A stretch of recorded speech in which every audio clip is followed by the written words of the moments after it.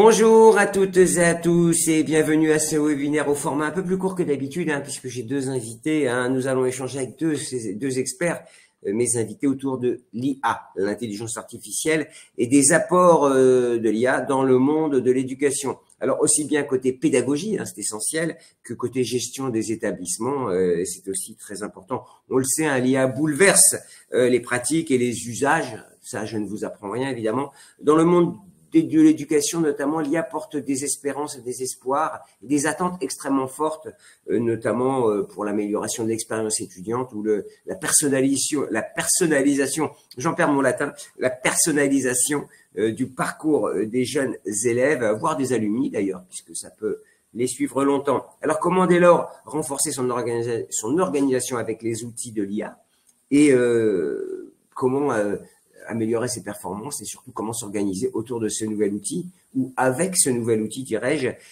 Nos deux spécialistes aujourd'hui, Stéphane Urena, directeur data et IA à l'ESSEC. En fait, il est Chief Data Officer. En fait, il a un titre long comme ça. Donc voilà, il s'occupe de data, d'intelligence artificielle au sein de la grande école de commerce. Ça vous va, Stéphane?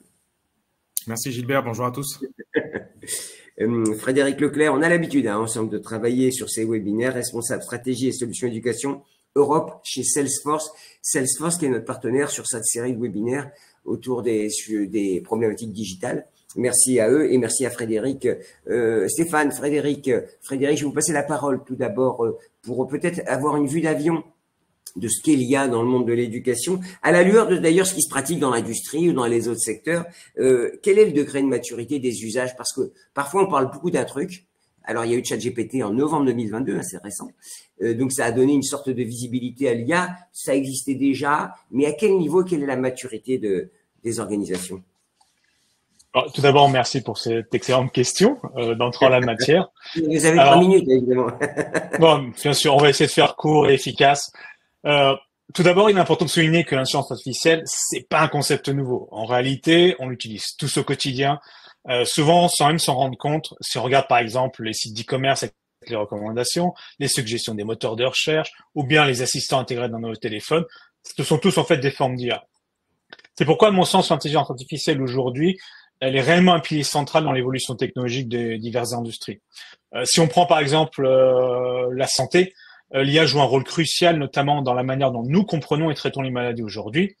Si on regarde le secteur financier, ça a réellement été quelque chose de transformationnel pour eux, notamment dans la gestion des risques, les fraudes, ou bien même là, au niveau des transactions.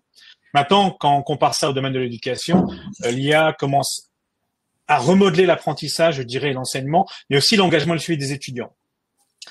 L'IA est, à mon sens, une force réellement motrice dans l'innovation sectorielle qui s'intègre de manière variée selon les besoins et les capacités de chaque industrie.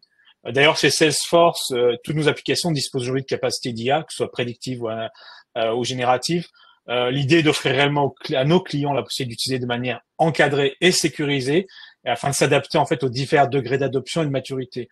Aujourd'hui, on peut dire que l'IA en fait est un peu partout. Ça dépend réellement de l'engouement qu'ont les établissements pour ces technologies ou leurs besoins intrinsèques par rapport aux stratégies qu'ils veulent mettre en place. Voilà. Et juste, est-ce que juste pour une question de B aussi, pardonnez-moi, parce que aussi parmi nos internautes, des gens qui ont un degré de maturité important et d'autres, est-ce que c'est compliqué? C'est compliqué, oui et non. L'utiliser n'est pas nécessairement compliqué. C'est la question fondamentale, c'est au-delà des buzz qu'on peut trouver autour de l'IA. Oh, l'IA générative, ChatGPT, ça va changer le monde. C'est réellement de se poser la question de pourquoi on veut l'utiliser, dans quel cas on veut l'utiliser. Maintenant, on a des outils, des plateformes qui sont exceptionnelles, qui permettent de donner accès à l'IA de manière simple. Après, quand il y a on va dire des cas un peu plus complexes et des besoins vraiment très pointus et spécifiques, on a des gens comme Stéphane, typiquement, qui sont là pour aider et épauler les établissements à établir une stratégie intelligente et durable au niveau par rapport à l'intelligence artificielle en général. Ok, donc c'est compliqué et pas compliqué, c'est ce que vous êtes en train de nous dire. C'est ça. Juste une dernière question, Frédéric, vous me disiez quand on préparait, Gilbert, c'est un peu le Far West quand même, l'IA. Ça veut dire quoi dans votre bouche ce propos? Le fait est, c'est que comme je l'ai dit, on est en train de se dire que l'IA, c'est quelque chose qui est quasiment nouveau, que tout le monde doit absolument adopter et que c'est un risque potentiel de ne pas réellement l'exploiter. L'IA a toujours été là. En fait, la problématique est toujours du fait que la nouveauté fait peur ou intrigue. Donc, on voit un peu tout partout, notamment au niveau des IA génératives. Il y en a dans tous les sens. On en a pour gérer ou construire des images. On en a autour de la santé. On en a autour de la finance. On en a un peu partout. Aujourd'hui, pour moi, je dis que c'est un Far West parce que il n'y a pas réellement eu de prise de conscience des besoins de pouvoir réguler ce type d'intelligence artificielle et de s'assurer que réellement elle soit pas au détriment des utilisateurs par rapport à leur capacité. C'est vraiment autour de l'accès des données, à mon sens, et la sécurité qu'on veut mettre autour de ces formes d'intelligence artificielle. Stéphane, est-ce que c'est le Far West? Alors, effectivement, dans le domaine de l'intelligence artificielle générative plus particulièrement, on a beaucoup de solutions qui émergent aujourd'hui. Donc, comme vous l'avez dit, Gilbert, depuis plus d'un an, on a un écosystème très, très dynamique avec effectivement différents acteurs qui travaillent sur ce sujet. Ce sont principalement quand même de très grands acteurs, même si quelques scale-up se sont développés dans le domaine de l'IA générative, comme par exemple Anthropic, qui maintenant vaut plusieurs milliards et a été financé par Google et Amazon. On a vraiment effectivement de plus en plus de solutions qui émergent, mais principalement à l'initiative de Microsoft et de Google sur la partie, on va dire, Office Automation. Au niveau des modèles, aujourd'hui, c'est principalement OpenAI qui drive le marché. Mais effectivement, on a différents concurrents de taille qui développent des stratégies à la fois soit propriétaires, comme par exemple Google et puis Microsoft avec OpenAI, et d'autres grands acteurs qui développent des stratégies open source, comme par exemple Meta ou encore Mistral, par exemple, qui mettent à disposition des modèles qui peuvent être accessibles facilement pour l'ensemble de la communauté. Donc ça, c'est sur la partie… Est-ce que c'est le Far West ou pas, Stéphane? Donc oui, on a beaucoup de nouvelles choses. On a plein de startups qui sont en train de se créer dans ces domaines également. Donc effectivement, aujourd'hui, on est au début d'une nouvelle ère, celle de l'IA générative. Et effectivement, il est assez difficile de prédire ce qui va se passer dans les années à venir sur ce domaine, mais on remarque que les modèles sont de plus en plus précis, de plus en plus intelligents, et ils vont donc nous aider l'ensemble des salariés dans nos métiers, et en particulier aussi également au niveau de la pédagogie pour les écoles. Mais justement, Stéphane, c'est bien parce que tout ça est préparé. Dans quel domaine, vous, au titre de la grande école, qui peut se décliner d'ailleurs sur une université ou sur plein d'autres domaines, dans quel domaine? Alors, j'ai relevé deux aspects, deux gros blocs, la gestion et la pédagogie. Est-ce que vous voyez aussi, est-ce que vous pouvez nous faire un petit topo là-dessus? Tout à fait. Donc, effectivement, on a une stratégie data et intelligence artificielle globale, puisque effectivement, pour faire de l'intelligence artificielle, on a besoin de data.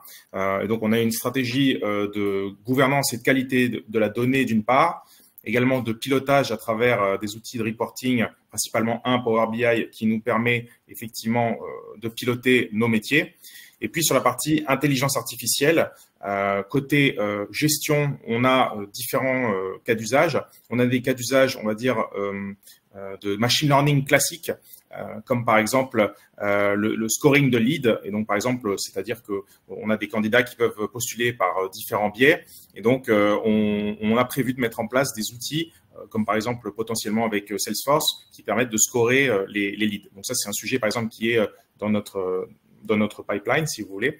On a également, sur la partie gestion, des cas d'usage d'intelligence artificielle générative, de ce qu'on appelle RAG, Retrieval Augmented Generation, qui permettent en fait au métier de faire par exemple de la recherche documentaire augmentée. Et donc par exemple pour les accréditations qui ont besoin effectivement de faire beaucoup de recherches documentaires, on utilise des technologies de RAG qui sont des combinaisons de comment dirais-je, moteurs de recherche dans des bases vectorielles combinées à des LLM pour avoir effectivement des synthèses et des réponses à des questions précises. Et donc, nous, on le fait en particulier pour tout ce qui est accréditation, puisqu'on a besoin de répondre à des questions qui concernent différents domaines, dans différents corpus de texte. Et donc, ça permet à notre métier d'aller plus vite.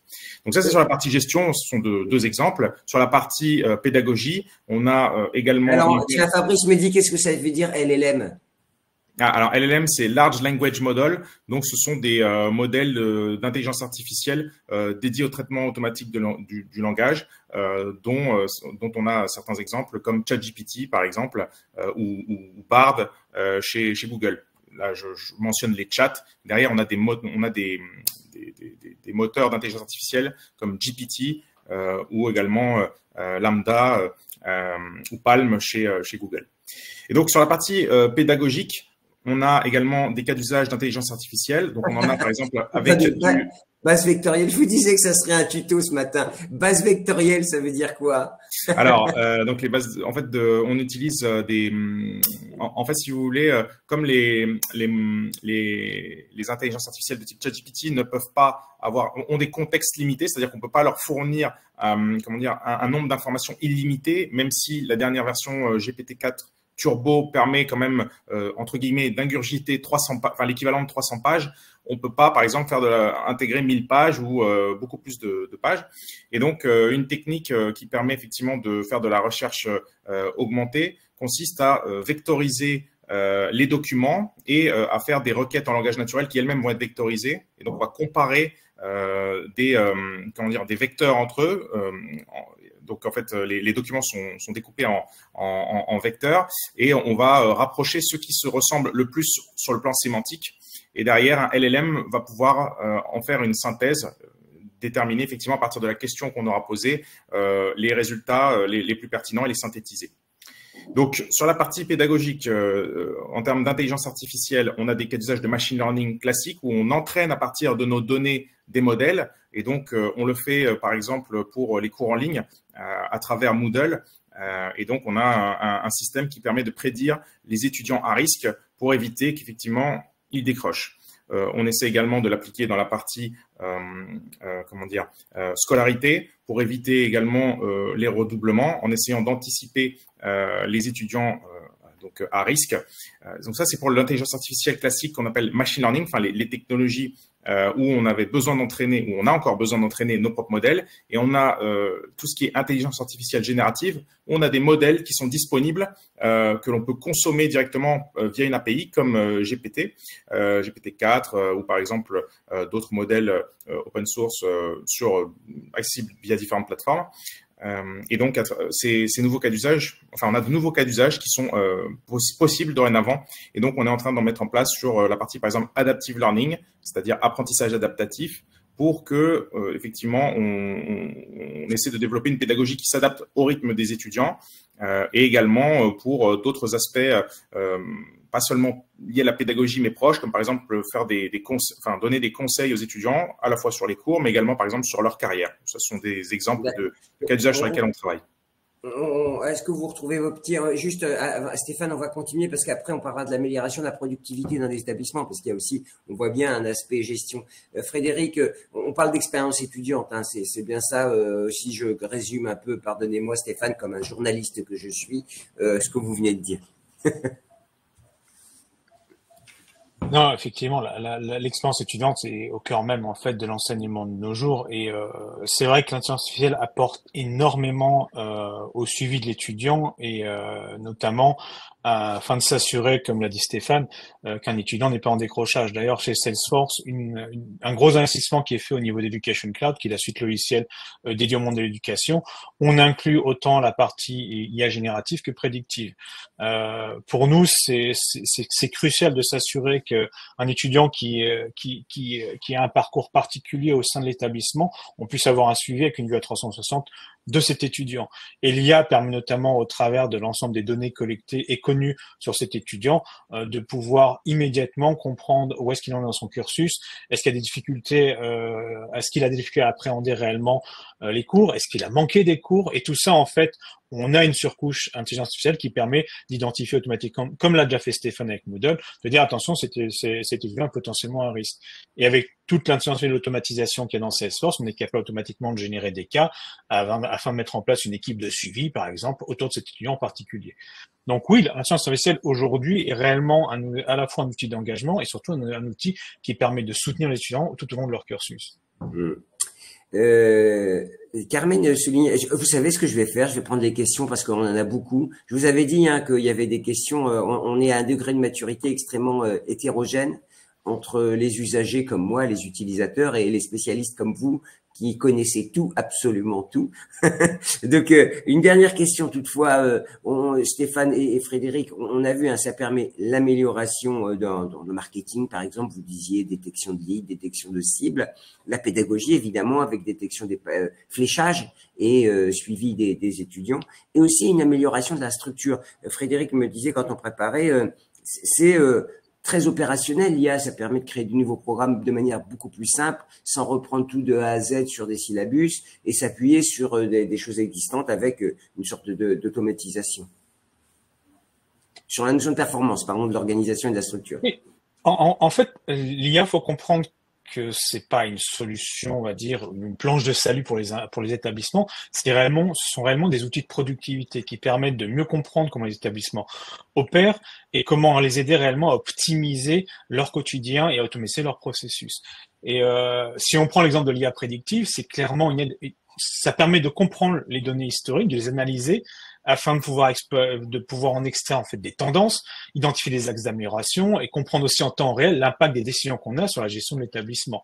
Si on parle si on parle d'un point beaucoup plus, on va dire, opérationnel, si on prend l'exemple de l'IA générative, c'est réellement comment finalement affranchir les employés et les collaborateurs de tâches qui n'ont pas de forte valeur ajoutée et de les faire réellement traité par ces intelligences. Si on prend un exemple assez simple, tous les établissements font du recrutement et des admissions. Moi, je le pense en tout cas, moi je vous l'espère. Et on a énormément de requêtes dans les établissements. Beaucoup de gens qui vont se poser des questions par rapport au programme, par rapport en tant que tel aux requis pour pouvoir rentrer dans ces programmes-là. Aujourd'hui, toutes ces questions-là, elles sont adressées par des gens derrière leurs écrans tous les jours qui sont là en train de répondre aux emails, etc., etc. Si on prend l'exemple de l'intelligence générative, on peut très bien avoir ces fameux chatbots qui sont augmentés par ces intelligences, qui sont capables de converser avec ces personnes-là et sur la base de connaissances qu'ils ont acquises avec les données qui sont fournies par les établissements, pouvoir entretenir cette relation, développer autour des questions qui sont posées par les prospects ou les candidats. Et à partir de là, quand réellement, on va dire, l'intelligence a atteint ses limites par rapport aux réponses qu'elle peut donner, là, une personne peut réellement prendre la main et avoir une réelle valeur ajoutée. C'est-à-dire que c'est des questions qui sont très pertinentes ou très pointues, qui demandent nécessairement l'intervention de quelqu'un derrière. Et même à ce niveau-là, l'intelligence artificielle va devenir en fait un outil pour aider la personne à comprendre, à résumer tout le fil de discussion et apporte aussi des éléments par rapport à des concepts ou des informations qui sont déjà dans notre base de données. Et c'est en gros ce que fait déjà Salesforce. Si on pense réellement à la notion de service, Salesforce utilise cette intelligence-là pour pouvoir augmenter, avoir un assistant personnel dans le choix et la décision. Voilà. C'est ça l'intérêt. C'est vraiment la notion d'assistant. On a un assistant un peu sur tous les domaines. On fait un sujet, on prend un autre sujet. Stéphane, au cœur de tout ça, c'est la data. En fait, et il y a une question en creux de Carmen qui dit, mais est-ce que les datas sont fiables et comment s'assurer que tout est fiable? Puisque si le départ est faux, la conclusion sera fausse probablement. Tout à fait.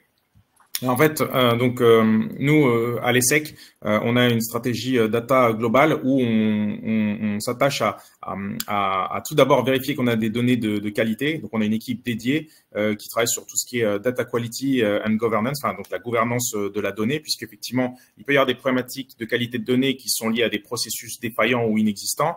Et ça implique d'avoir une gouvernance, de déterminer qui sont les data owners, qui effectivement est en charge de la data et va éventuellement irriguer l'ensemble du système d'information en tant que référence. Donc, on travaille sur ces sujets effectivement et on a eu des résultats significatifs, mais on a différents chantiers qu'on adresse, comme dans toutes les entreprises historiques. Effectivement, il y a un sujet de ce qu'on appelle MDM, Master Data Management, qui consiste à effectivement définir les référentiels et à avoir effectivement une gouvernance de la donnée. Donc, effectivement, on a besoin de qualité de données de qualité pour le pilotage avec, par exemple, les rapports classiques, et puis aussi pour développer des algorithmes d'IA, de machine learning en les entraînant sur nos propres données. Maintenant, on a effectivement aussi accès à l'IA générative qui effectivement nécessite des données de qualité, mais ne nécessite pas d'avoir un processus d'entraînement des algorithmes comme on le fait avec le machine learning classique. On peut consommer directement ces API qui permettent, enfin, qui ont une compréhension sémantique très élevée selon différents, par exemple, benchmarks réalisés, enfin, de tests de QI, par exemple. ChatGPT, la version 4, on a estimé, selon les benchmarks, que par exemple, il avait un QI verbal de 155. Sur un test de QI qui s'appelle le PIMT, il a été estimé à 137, alors qu'un PhD est à 113. Donc, on a accès à de l'intelligence qui permet effectivement de répondre à des questions et qui ne nécessite pas nécessairement d'avoir des données pour entraîner des modèles. Et donc, ça permet effectivement d'avoir des gains de productivité significatifs au sein de l'organisation. Le fait d'utiliser ces chats, il y a une étude du MIT qui est sortie cet été et qui expliquait effectivement qui faisait une étude, un A/B test entre des cadres qui réalisaient des tâches sans ChatGPT et d'autres avec ChatGPT, la version 4. Et on constatait une augmentation de la productivité de 40% pour ceux qui utilisaient effectivement ChatGPT et un accroissement de la qualité rendue de 20%. Avec des jurys qui évaluaient les réponses. Donc, c'est effectivement, comme vous le disiez Gilbert, on est en train de développer maintenant des cadres augmentés via un assistant très intelligent qui nous fait gagner du temps. La question en creux, c'est est-ce qu'on sera remplacé? J'avais une question pour vous, Stéphane, et d'ailleurs Frédéric, hein, ça marche. Le prof reste quand même important dans le dispositif pédagogique. Oui, tout à fait. Comme l'ensemble en fait des salariés, en fait, on a un assistant augmenté et donc pour le professeur, ça permet effectivement, par exemple, ça lui permet de générer des QCM plus rapidement. Ça peut lui permettre effectivement d'accélérer sa production de contenu. On imagine par exemple un cas d'usage à l'ESSEC qui consisterait effectivement durant un cours à capter ce que le professeur dit pour générer des QCM à la volée pour vérifier si les étudiants ont bien compris effectivement ce que le professeur racontait de manière à pouvoir reprendre éventuellement des éléments de cours en direct si jamais effectivement les étudiants n'ont pas compris.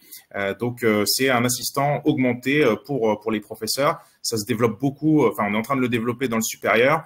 Ce serait quelque chose de formidable également au niveau de l'éducation nationale. Mais bon, voilà. En tout cas, nous, de notre côté, à l'ESSEC, on est pionniers. On est en train de vraiment travailler sur ces sujets pour améliorer le quotidien de nos salariés et les professeurs, mais également les autres. Et on a d'ailleurs sorti aujourd'hui même une formation interne pour former tous nos salariés à l'usage de ces IA génératives, ChatGPT, Bard, pour pouvoir se les approprier, gagner du temps et aussi connaître les limites et les risques qui peuvent exister, les risques inhérents à ces outils pour être conscient effectivement que il faut faire attention en utilisant ces outils. Ce sont de très bons assistants, mais il faut être conscient qu'il peut y avoir des petites limites. Oui, Loïc Play qui nous dit attention, hein, le taux de fiabilité a tendance à baisser avec le temps dans les réponses. Vous avez vu, faut que vous donniez la référence de l'étude, hein, Stéphane, oui. Hein, on demande. La référence de l'étude du MIT, je vais vous l'envoyer. Ouais. D'accord, vous la mettez dans le chat. Hein. Oui. Ce qui est gênant, c'est que le niveau de fiabilité c'est une étude de Stanford là que Loïc nous propose. Donc la fiabilité a tendance à baisser. Donc c'est vrai que la confiance est quelque chose de fondamental. Hein, si j'ai cru comprendre Frédéric, la confiance que l'on accorde à l'outil qui nous restitue un résultat finalement tout prêt, tout digéré, doit prêter analyse, en tout cas avec un certain recul, doit être traité avec un certain recul. Après, effectivement, ces modèles sont en train d'être améliorés en continu. La version turbo est encore plus puissante que la dernière version de GPT-4. Donc, il y a une amélioration continue et effectivement, il y a eu… alors, j'ai pas l'étude, donc j'aimerais bien la voir. Je sais pas si vous l'avez envoyé dans le chat sur la régression potentielle, j'avais entendu effectivement des éléments de ce type.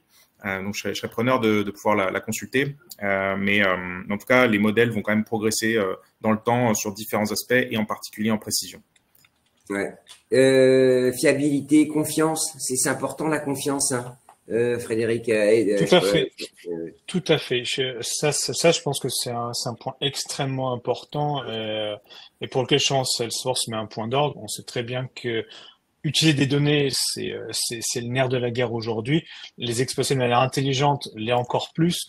Quand on pense à ces modèles de données, effectivement, on se pose toujours la question de mes réponses ou les questions que je pose ou les informations que je partage avec ces intelligences artificielles. Où est-ce que vont ces données-là? Et on peut comprendre, on va dire, que les établissements ou même les entreprises en général soient assez frileuses du fait que des informations partent un peu dans une base de données, dans une structure d'information pour laquelle on n'a pas réellement accès et de contrôle dessus. Et c'est pour ça que certaines entreprises, hein, Microsoft le premier d'ailleurs, a interdit l'utilisation de ChatGPT pour ses employés, de craindre que des informations confidentielles. Je blague pas, c'est réel. C'est les gens de la Silicon Valley qui interdisent à leurs enfants d'avoir des tablettes ou des ordinateurs. Hein. Exactement. C'est pour ça que chez Salesforce, nous, on a mis en place notre propre couche d'intelligence artificielle qui s'appelle Einstein GPT, hein, tout simplement. Hein. On n'a pas réinventé le concept, mais l'importance est que, en fait, on met à disposition un modèle de langage et on définit surtout en fait des critères d'entrée et de sortie qui sont réellement intrinsèquement définis et contrôlés par les utilisateurs. C'est-à-dire que nous, on fournit, on va dire, la mécanique, mais la décision de quelles données doivent rentrer dans le système et quelles données en tant que telles doivent être exploitées et comment c'est exploité, c'est réellement en tant que tel ce qu'on fournit en termes de crédibilité à nos clients en disant, voilà, aujourd'hui, nous, on fournit un truc qui s'appelle Einstein Trust Layer, qui permet automatiquement de faire exclusion des biais, des hallucinations, de la toxicité des données. Donc, vous pouvez définir en fait quelles données sont extraites, utilisées, exploitées et absorbées par l'intelligence artificielle. Et surtout en sortie, on garantit le cadre que ces informations-là, elles partent pas dans la nature, elles sont pas conservées par Salesforce. C'est une question de Fabienne Parra qui disait est-ce que ça impose d'ouvrir ces données, vous savez, Surtout pas. C'est pas l'objectif.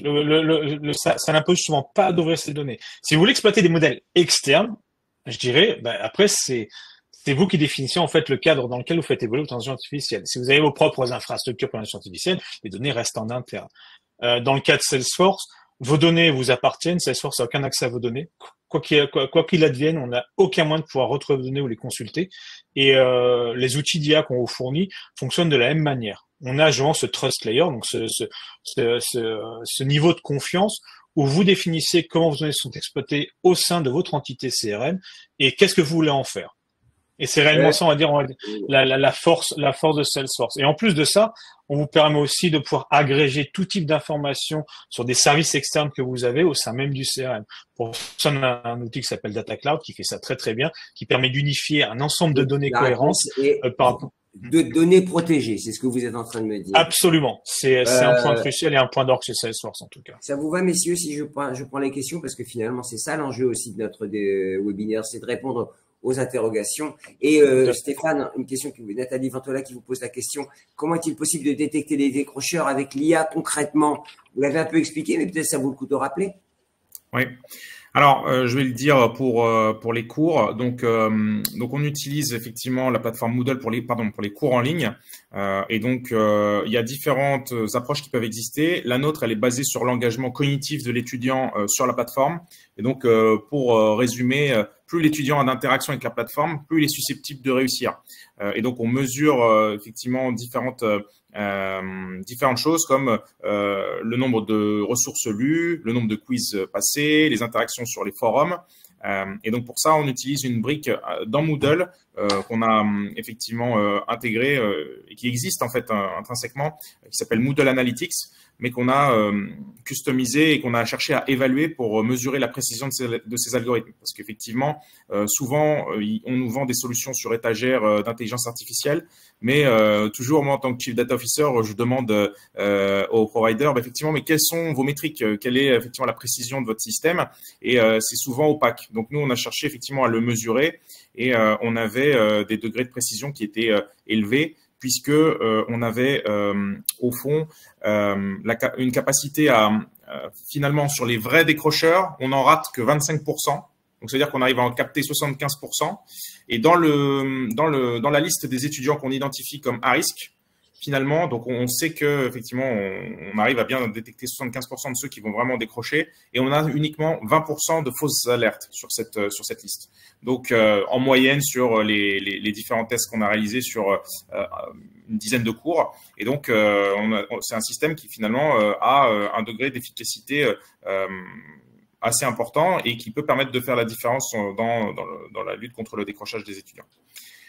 Bon, j'ai des questions. Il faut utiliser des modèles souverains. Alors là, la notion de souveraineté intervient, mais Frédéric a répondu en partie puisque vous n'avez pas accès aux données. Donc, a priori, c'est vous qui gardez la souveraineté, si je puis dire, des data.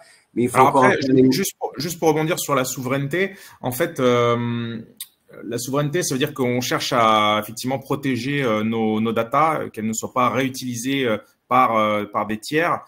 Et donc, il faut savoir que, par exemple, y compris pour GPT-4, accessible via API ou dans ChatGPT Enterprise, par exemple, et de même aussi pour effectivement Einstein, je pense, dans Salesforce, en fait, on envoie des requêtes en langage naturel à une API. Et donc, cette API, en fait, c'est un réseau de neurones qui est une fonction qui, en fonction de ce qu'il reçoit, va sortir quelque chose, comme une fonction linéaire, par exemple. On envoie un nombre et un autre ressort. Et effectivement, ces données ne sont pas stockées par OpenAI, par exemple, pour citer effectivement OpenAI. Et donc, il y a une compatibilité avec le RGPD. Si vous regardez effectivement dans leurs conditions générales d'utilisation, il n'y a pas de problématique à utiliser ces modèles. Là où les données sont stockées, en revanche, potentiellement, c'est dans ChatGPT et dans Bard. C'est explicitement indiqué. Et donc, dans le chat que vous utilisez grand public, si vous n'utilisez pas, par exemple, je cite ChatGPT, l'option opt-out dans les paramètres, vous êtes en opt-in, donc vous allez voir votre historique conservé de discussion avec l'IA, et donc ces données-là sont utilisées pour entraîner les modèles. Si vous mettez le opt-out, il n'y aura plus d'historique et vos données ne seront pas conservées pour l'entraînement des modèles. Ok, je vous avais dit qu'on ferait des choses très concrètes. Je ne sais pas si je vous avais dit ça, mais enfin voilà. C'est vous dans l'éducation, vous avez parlé du recrutement, du décrochage. Quels autres usages de l'IA? Dans l'éducation, il y a l'apprentissage adaptatif. Oui. Donc ça va dans le sens de l'amélioration de la pédagogie, une pédagogie qui s'appuie sur les facultés de chacun pour optimiser l'apprentissage. Donc sur ce sujet, on va commencer à travailler début 2024 sur effectivement un système qui permettrait, par exemple, pour les cours de rattrapage, parce qu'on a des étudiants qui viennent de parcours hétérogènes, et donc on est en train d'étudier la possibilité de faire des cours de rattrapage ou certains cours en ligne sous forme de programmes d'adaptive learning fondés sur l'IA générative. Donc ça, est-ce que ça suggère des cours complémentaires, des ressources complémentaires aux étudiants qui auraient oui, tout à fait, et adapté au profil de l'étudiant. Il y a une grande ONG qui s'appelle Khan Academy dans le domaine de l'éducation qui a développé un chatbot d'adaptive learning qui s'appelle Khanmigo. Donc Khan, c'est Salman Khan, donc Khan, et Migo comme amigo en espagnol. Et donc c'est un chatbot d'adaptive learning. Je vous invite à le regarder pour effectivement voir ce qui se fait sur ce sujet par une grande organisation en l'occurrence. Messieurs, le nerf de la guerre, je ne vous apprendrai rien, c'est évidemment la technologie et les apprentissages et les jeunes. Combien ça coûte? Est-ce que finalement se mettre au carré sur le plan technologique et se mettre à niveau en termes d'intelligence artificielle, ça coûte cher? Frédéric, alors je vais vous dire, vous êtes le grand mécano de tout ça, puisque vous avez des solutions. Alors à la lueur de ce que vous connaissez, est-ce que finalement ça demande un investissement important ou finalement un réfléchage des investissements un peu traditionnels ou une réorganisation? On va dire qu'il y a plusieurs dimensions à considérer. La plupart des outils modernes maintenant qui sont utilisés dans le monde de l'éducation fournissent déjà une couche d'intelligence artificielle, que ce soit au niveau des capacités analytiques, que certaines automatisations qui sont intrinsèquement liées à la façon dont on utilise ces outils-là. Quand on va aller beaucoup plus loin, typiquement, l'exemple de l'ESSEC est un très, très bon exemple. Ils ont des ambitions très fortes par rapport à l'utilisation de l'IA, et donc leurs investissements sont nécessairement plus lourds, parce que pour atteindre leurs objectifs, il y a réellement des investissements en ressources internes, que ce soit du matériel, que ce soit du personnel, pour s'assurer d'atteindre leurs ambitions. Donc réellement, la question fondamentale, c'est est-ce que dans mon espace connu, dans mon écosystème fini, et j'ai déjà les outils à disposition pour faire le travail. Salesforce, nous, vu qu'on est une entreprise qui est réellement drivée par l'intelligence artificielle, tous ces blocs technologiques, on les offre de facto pour faire le suivi de l'intégralité du cycle de vie d'un apprenant. Ça fait partie réellement, on va dire, de la valeur ajoutée qu'on apporte. C'est que ces outils-là, on les met à disposition et surtout on les utilise et on fournit déjà des modèles prédéfinis qui permettent d'accélérer réellement l'utilisation et l'exploitation de l'intelligence artificielle au sein de l'établissement. Après, il y a d'autres dimensions à considérer. Je veux dire, s'il y a vraiment des besoins spécifiques, comme je l'ai dit dans le cas de l'ESSEC, oui, c'est des investissements qui sont à dire tiers et qui nécessitent réellement, de mon point de vue, au niveau du point de départ, de définir une stratégie. Qu'est-ce qu'on veut réellement faire avec l'intelligence artificielle? Et bon, on rappelle que c'est des formats licences, hein, c'est-à-dire oui. Au nombre d'étudiants, Stéphane nous donnera le détail. On prend un abonnement, quoi, en fait. Hein, c'est ça les solutions qu'on propose. De toute façon, la plupart aujourd'hui du modèle économique des solutions entreprises se basent sur des licences qui sont soit annualisées, soit mensualisées, avec plus ou moins d'options à disposition. Nous, on a fait le pari avec Salesforce au niveau d'Education Cloud de développer une suite produit, une suite progicielle, plutôt d'avoir plein de modules qu'on achète les uns séparément des autres, qui était un des éléments sur lesquels on avait quelques problématiques avec nos clients qui comprenaient pas réellement comment Education Cloud ou Salesforce amenait réellement de la valeur ajoutée aux établissements. Donc nous, ce qu'on a décidé de faire, c'est réellement développer une suite de produits sous une ombrelle qui s'appelle Education Cloud et qui fournit un ensemble de blocs fonctionnels et technologiques qui répond aux besoins des établissements autour de 4 piliers principaux. On a le recrutement et l'admission, on a le succès de l'étudiant, on a la gestion des anciens élèves et de la philanthropie et aussi une couche autour des besoins opérationnels des instituts. Donc tout ça, en fait, nous, on vient greffer l'intelligence artificielle parce qu'il y a une importance clé de pouvoir s'assurer que les tâches à forte valeur ajoutée sont faites par les collaborateurs et que les tâches qui sont à faible valeur ajoutée sont gérées et automatisées directement par le système. Donc les investissements, c'est quelque chose, on va dire, qui dépend réellement des ambitions des établissements. En tout cas, on parle quand on est à l'échelle de quelques centaines de milliers d'euros parfois. Quand il y a beaucoup de monde, il faut pas. Exactement. Monsieur Azoulay a été désactivé car il utilise trop de bandes passantes. Ben, sympa, c'est Fabrice Charrier qui me dit, je crois que le ministère de la Culture. Ben, je reviens. Comment, Stéphane, je parlais gros sous, pardonnez-moi d'en parler, mais dans cette période de ressources comptées et où il faut être efficace, comment vous procédez, vous, pour choisir? Parce que c'est ça. Je raconte souvent cette anecdote quand j'anime une conférence sur l'intelligence artificielle. D'une quinzaine à l'autre, je ne dis plus la même chose parce que la technologie va à une vitesse considérable. Donc, il vous faut être en veille et mettre tranquillement mais sereinement, avec efficacité, les solutions. Oui, en fait, ce sont les besoins métiers qui drivent notre stratégie. Après, effectivement, donc l'ESSEC a fait le choix de recruter un Chief Data Officer. Donc ça, c'est un choix, je pense, pionnier par rapport à beaucoup de grandes écoles aujourd'hui en France. Et donc, effectivement, la direction Data IA a une démarche proactive pour effectivement identifier les meilleures technologies.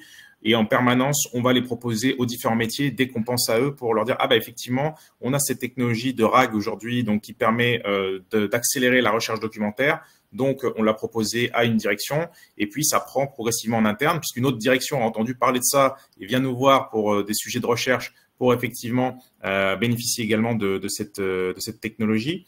Donc, l'ESSEC a au cœur de sa stratégie l'intelligence artificielle, a à cœur de former tous ses étudiants et ses personnels sur ces sujets. On a un centre de recherche en IA. Donc, effectivement, on est à l'affût sur ces technologies. Maintenant, effectivement, les investissements sont drivés par les besoins métiers, par effectivement les besoins les plus stratégiques.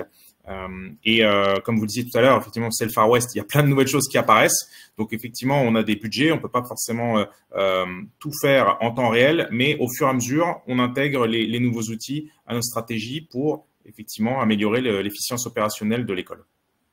On a des questions. Avez-vous une idée? Vous savez, évidemment, ça vient. Est-ce qu'on a une idée du coût en consommation carbone de l'IA? Parce que on parle de la blockchain, on parle de l'intelligence artificielle, on parle de la consommation d'électricité. Ben oui, consommation carbone, c'est quelque chose qui est. Alors pour vous répondre, j'ai regardé la conférence Ignite de Microsoft hier, donc la conférence qui annonce toutes les nouveautés avec Satya Nadella, le président de Microsoft.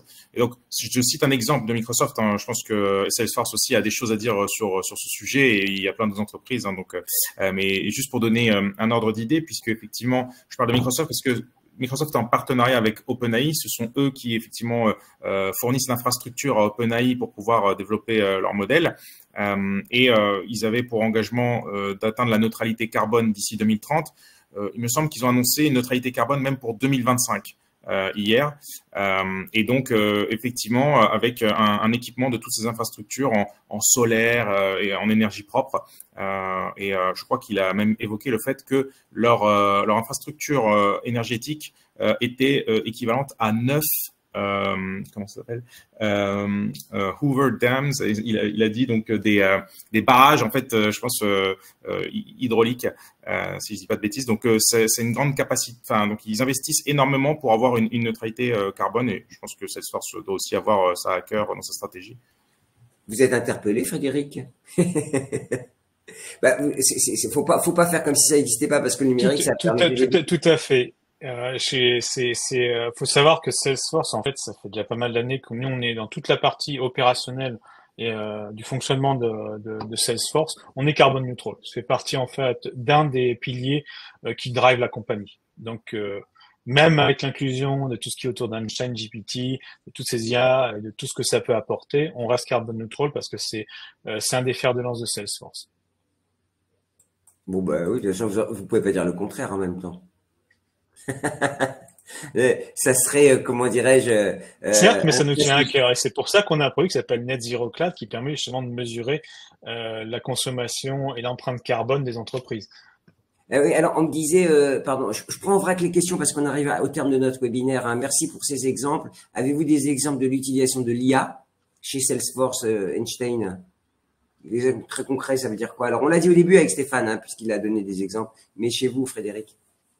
Alors, ça dépend de quelle partie on parle, si on parle du prédictif ou du génératif. Si on parle du génératif, en fait, si on prend un processus d'admission, Einstein GPT est déjà intégré en fait dans ces cycles d'admission et on peut directement, par exemple, mettre des prompts pour lui demander d'écrire un email de remerciement ou d'écrire un email de relance.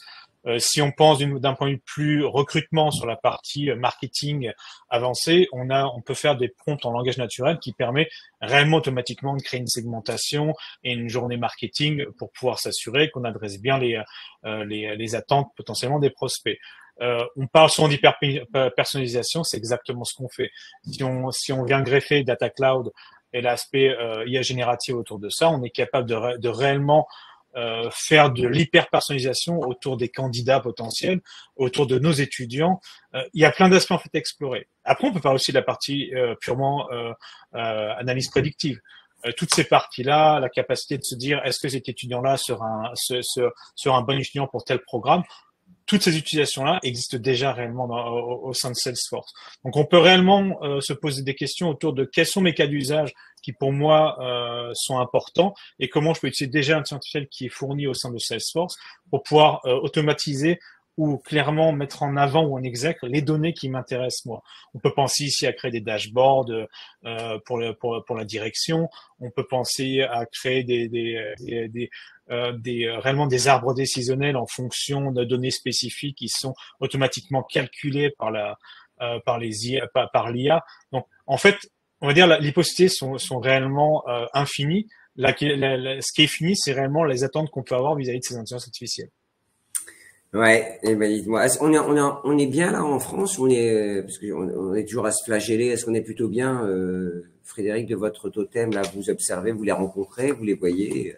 C'est pas parce qu'ils signent pas avec Salesforce qu'ils sont en retard forcément, mais est-ce que vous avez le sentiment qu'il y a quand même un petit bout de travail, un petit peu de travail encore? Il y a, il y a- pour moi, il y a toujours du travail dans tous les cas quand il s'agit de pouvoir exploiter de manière intelligente les données.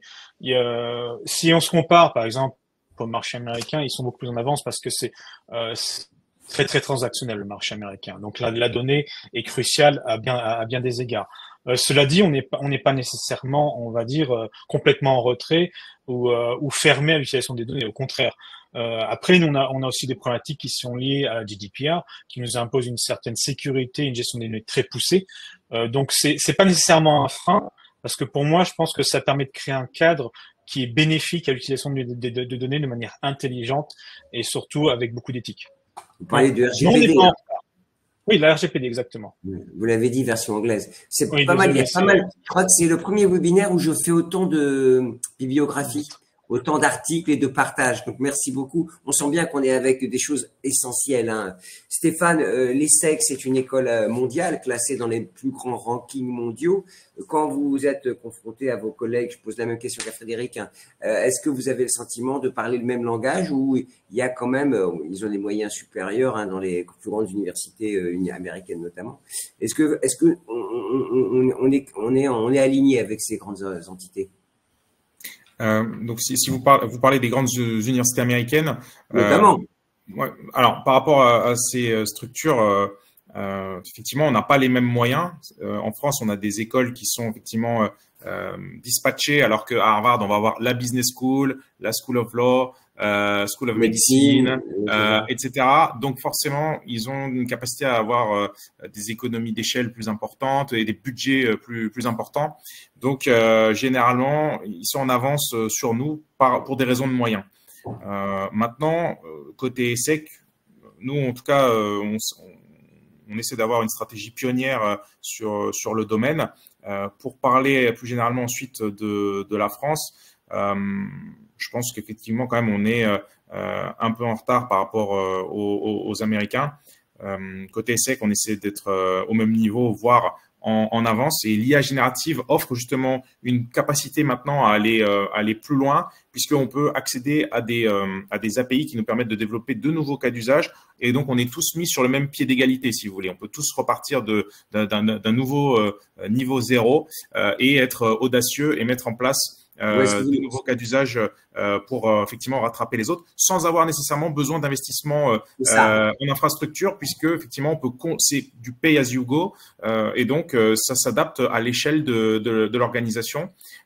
Donc il y aura probablement également de nouvelles solutions qui vont émerger, qui seront mises à disposition des entreprises, des écoles, pardon, via des startups, des choses comme ça. Mais effectivement, il y a des opportunités aujourd'hui d'aller de l'avant. Voilà, 45 minutes, j'avais dit, on a dépassé. Frédéric, on a dit l'essentiel, mais ce qui est fabuleux, c'est qu'on a besoin, vous avez vu, de réfléchir, hein, Stéphane également, mais chez un prof, ou quand on est dans une université où l'ESSEC, c'est une petite université, hein, on fait de la recherche, on fait tout ça, eh bien, on a besoin de réfléchir et de se projeter évidemment dans l'avenir. Quand on produit des solutions, il faut toujours être en avance de phase et innover, plus que jamais, hein, pour pouvoir proposer les meilleurs services. Un dernier mot, Frédéric, et puis on salue tous nos internautes. Tout d'abord, merci à vous tous d'avoir assisté à ce webinaire passionnant, plein de questions, malheureusement pas tout à répondre à toutes. Je pense que quand on parle de science artificielle, il faut pas nécessairement en avoir peur, bien au contraire, il faut l'embrasser parce que ça apporte réellement une valeur ajoutée qui est, à mon sens, une source de transformation pour les établissements d'enseignement supérieur indéniable. Il y a beaucoup de technologies, il y a beaucoup de questions à se poser. Il y a beaucoup de réflexions stratégiques à faire autour de ces intelligences artificielles-là, mais vous pouvez voir que comme l'ESSEC est précurseur dans le domaine, vous pouvez tout faire, à mon sens, aussi bien et réellement non, faut être honnête. Je pense qu'il y a tellement d'opportunités qu'il faut réellement regarder des précurseurs comme l'ESSEC et essayer de comprendre en fait qu'est-ce qui les a amenés réellement à investir dans la science artificielle et pourquoi c'est de si grande importance pour le monde de l'éducation. À mon sens, c'est un facteur de croissance indéniable et il faut comprendre que de toute façon, comme dans toute transformation digitale, c'est quelque chose qui reste itératif. Après, ce qu'il faut savoir aussi, juste côté ESSEC, c'est qu'effectivement, on a une stratégie RISE qui est fondée sur 3 piliers, la RSE, l'entrepreneuriat et l'intelligence artificielle. Et donc, de notre côté, c'est quelque chose sur lequel on mise énormément. Voilà, exactement. On va pas du tout interdire ChatGPT. On va vraiment dans le sens effectivement de l'histoire et effectivement c'est vraiment au cœur de notre stratégie. Donc c'est pour cette raison aussi que il vaut mieux former des diplômés qui savent utiliser l'IA que des gens qui ne comprennent pas ce qui se passe. C'est un peu ça le sens de l'histoire. Effectivement, humain plus IA sera plus fort que humain tout seul. Bah oui, ou IA toute seule d'ailleurs. Oh, peut-être pas remarqué quand on regarde Terminator avec comment s'appelle le méchant IA déjà? Ah, Skynet. Skynet, voilà, c'est ça. Skynet, voilà. Ben nous on n'est pas pour Skynet. On n'en est pas là. Justement, l'humanité a intérêt à s'approprier ces technologies et chacun d'entre nous pour justement faire partie de l'environnement, le comprendre et pouvoir être acteur, chacun à son niveau, faire du lobbying pour que ça aille dans le bon sens. Merci beaucoup, c'était passionnant. J'ai appris plein de choses et à chaque fois, moi, je suis un peu plus intelligent. Pas de manière artificielle, mais tout à fait fondamentale. Grâce à vous. Merci beaucoup. Merci à tous les internautes. On retrouvera en replay. On retrouvera sur Campus Matin le résumé du papier. À très bientôt. Très belle fin de journée. Merci à tous. Merci à tous. À bientôt.